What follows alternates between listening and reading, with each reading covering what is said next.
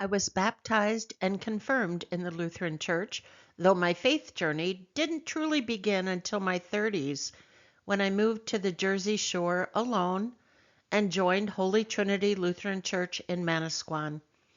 After many years away from the church, here I found my home and a church family that would welcome me, support and encourage me, and comfort me through the ups and downs of the next over 30 years. I married Jack Davis here, and within a year experienced an ectopic pregnancy, the first of 6 pregnancies. God heard my pleas, and the sixth one was a charm. Patrick was healthy and smart, and I rarely put him down. At his baptism, I knew I could just never return to work, as I had originally intended. My husband was not happy about that, and by the time Patrick was 18 months old, he vanished and cleaned out the bank account. I began searching for nearby work and responsible daycare, and two amazing things happened that had God's fingerprints all over it. My husband's first wife knocked on my door, introduced herself, and said, "How can I help?" Eugenie was a devout Catholic who had raised her 7 children as a single mother, and she quickly became the older sister I never had and welcomed my son as sort of a loving grandmother figure. She was my inspiration from that day on and sat beside me at my son's wedding in New Orleans in 2019. Over the years, we prayed together, spent holidays together with Patrick's 7 brothers and sisters, with whom he maintains a close relationship to this very day. The other amazing thing that God did happened after a long day of pounding the pavement looking for work. I came in the door depressed, and the phone on the wall was ringing. It was my pastor, who told me she had just recommended me for a job and to wait for a phone call. Lutheran Brotherhood, or LB, was opening an office in our area and had called my pastor for recommendations. For those of you from a different denomination, LB provided financial services for Lutherans and their congregations and also provided volunteer groups with seed money for charitable projects. And that's who I worked with, coordinating resources for those amazing and inspirational volunteers who worked right night and day to serve the needy in their community. Over the many years, I developed close friendships with many of them that significantly impacted my faith journey. Meanwhile, LB introduced Simply Giving, an electronic fund transfer program for all Lutheran congregations. I had to travel to headquarters in Minneapolis for an intense training, which included learning for the first time in my life the biblical basis for first fruits giving and tithing. Now, though I never missed a Sunday in church with my son, this was never mentioned, and it was a life changer. I took it to heart, and when I returned, pastors were soon clamoring for me to come and be their outside speaker for their Stewardship Sunday. After my first sermon, word spread quickly, and I soon traveled all over New Jersey on Sunday mornings, preaching stewardship while also growing into tithing a full 10% myself. I was increasingly aware that God was doing something in my life. Among the many friends I made during my years at Lutheran Brotherhood, one of the most precious is Louisa Gross.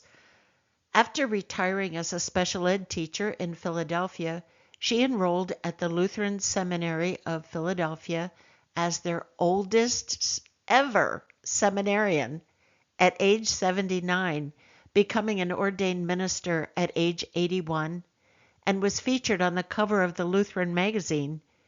She then served as pastor of Redeemer Lutheran Church in Jersey City for 10 years. Our then bishop, Roy Riley, also encouraged me to go to seminary and once told me, "Don't wait until you're as old as Louisa." If I had a fan club, my friend and mentor Al Acer would have been the president. He pulled me aside, sat me down, and talked to me about my gifts. He was a pastor at a nearby church, so we often met for lunch, and he regularly checked in on me by phone. Through it all, Mary Farnham, my pastor, my mentor, and friend since that first job recommendation, was always cheering me on. She often invited me to preach in my home congregation, and when, due to some emergency, she needed a last-minute substitute to lead a Wednesday 7 a.m. service of the Word, I was happy to help. By then, I was serving on the New Jersey Synod Stewardship Team, leading stewardship workshops at synodical events, and working with individual church councils and stewardship committees. Then, due to a merger, I was facing unemployment once again. But God did yet another amazing thing. The president of Lutheran Social Ministries of New Jersey called me and invited me to accept the role of Director of Development, though raising money was something I'd never done. "Don't worry," he said, "you can learn that. I'm interested in your relationships with all the churches in New Jersey." And so I learned what God was doing in New Jersey. I met refugees and heard their stories firsthand, visited the Lutheran Home for Children, and took their stories into pulpits throughout New Jersey, raised a whole lot of money. After 2 years, that president retired, and the new president arrived and brought my replacement with him. So once again, I was facing unemployment. And God did yet another amazing thing. I quickly landed a job as Director of Development for Family Resource Associates, a nonprofit that works with the families of children with developmental disabilities. It's not a religious organization, but God's fingerprints were clear. As my son was now getting his driver's license and preparing to soon leave for college in New Orleans, instead of falling apart at the thought of him moving 1,000 miles away, I was working with families whose children would never get a driver's license, let alone go to college. It changed my whole perspective. And after 2 wonderful years here, God did yet another amazing thing. I got a call from an old friend at Lutheran Brotherhood. She had recently become the national sales manager for Augsburg Fortress, the publishing house of the Lutheran Church, and offered me a position as field rep for the northeastern U.S. I couldn't just sell Bibles, books, Sunday school curriculum, VBS, and confirmation curriculum. I had to know it and explain the offerings to pastors and directors of Christian education, and set up shop at synod assemblies throughout the Northeast. And so began my academic Lutheran studies. During this time, the ELCA introduced the Book of Faith initiative. This was a 5-year initiative, especially encouraging the people in the pews to dig deeper into the Bible. I was trained at Luther Seminary, and this is where and when I learned to read the Bible, and subsequently I had many a Book of Faith workshop at synod assemblies across the country. God was definitely leading me somewhere. In my spare time, I enrolled in diaconia evening classes and was commissioned as a deacon in 2011. Though no one in my family is even slightly religious, they are there for those special moments in my life. This is my little brother. I followed that with becoming a Stephen minister in 2016. And in 2019, God did another amazing thing.